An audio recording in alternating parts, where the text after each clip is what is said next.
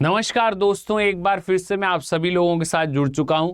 तो भाई बहुत सारे बच्चों को बहुत सारे कन्फ्यूजन हो रहे हैं, बहुत सारी प्रॉब्लम्स आ रही हैं और सबसे ज़्यादा दिक्कत जो आ रही है वो जो है उनके वर्किंग में आ रही है। क्योंकि बच्चों को सबसे ज़्यादा दिक्कत ये लगता है कि सर हमें सीबीटी पार्ट भी पढ़ना है। ठीक है, सीबीटी के लिए पढ़ना है, यानी सीबीटी में आपके 3 सब्जेक्ट हैं, इंग्लिश, रीजनिंग और जीएस। ये तीनों पार्ट्स भी पढ़ने हैं और साथ ही साथ आपको स्टेनोग्राफी के लिए जो आपका स्किल है, जो आपका स्टेनोग्राफी स्किल है, वो भी आपको जो है पढ़ना है।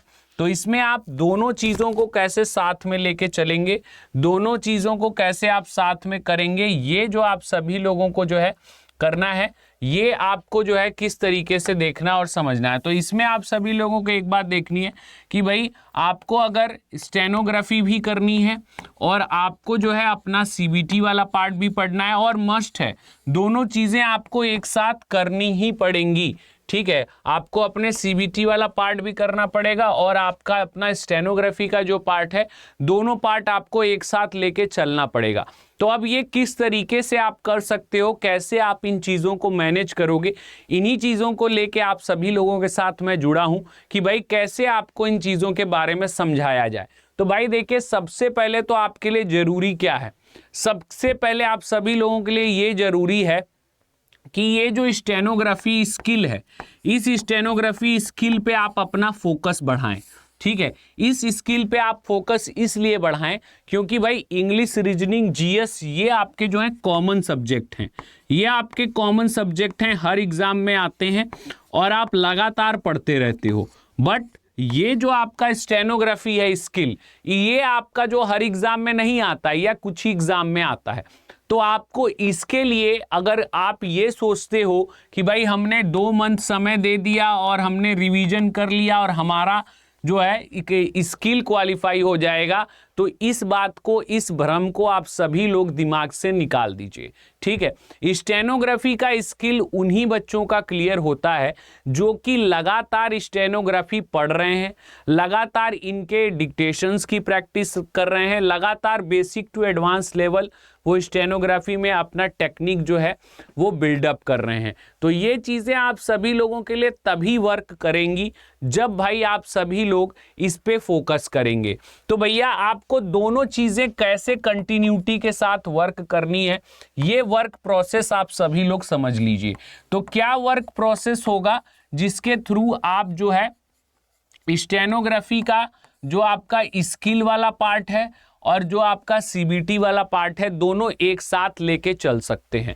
तो भाई इस वर्क प्रोसेस को समझने के लिए आपको 2 पार्ट्स में मैं चीज़ों को डिवाइड कर देता हूं। ठीक है, तो भैया देखिए, एक तरफ आपका जो है सीबीटी है और एक तरफ आपका स्किल है।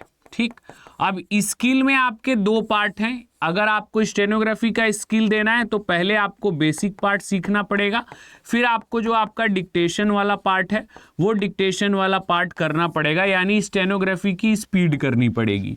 सीबीटी में आपके पास 3 सब्जेक्ट हैं, इंग्लिश है, रीजनिंग है और जीएस है।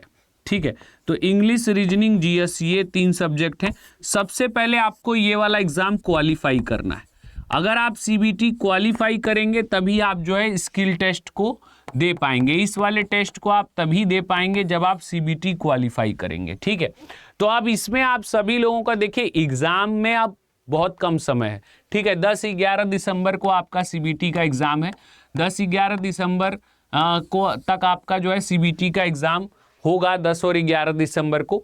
तो इसमें बच्चों को सबसे पहले कन्फ्यूजन क्या होता है कि सर हम अगर स्टेनो छोड़ देंगे तो स्टेनो भूल जाएगी, और अगर हम स्टेनो पे समय देंगे तो सीबीटी के लिए समय नहीं दे पाएंगे।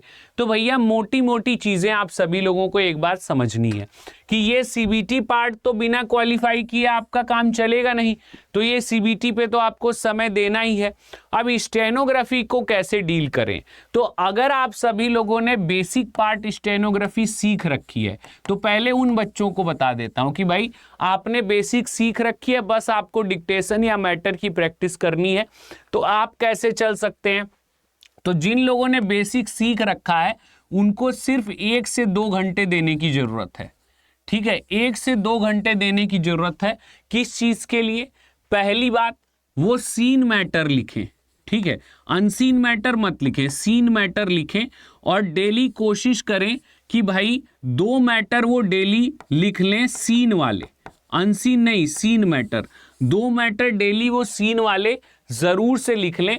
और एक काम और करें, जो उन्होंने पूरे बुक के शॉर्ट फॉर्म्स पढ़े हैं, उन शॉर्ट फॉर्म्स को जो है वो एक साथ सिंबल वाइज लिख के और उनको जो है 2 से 3 बार बना लें, ठीक है, उनको 2 से 3 बार जो है बना लें सिंबल वाइज लिख के उन शॉर्ट फॉर्म्स को।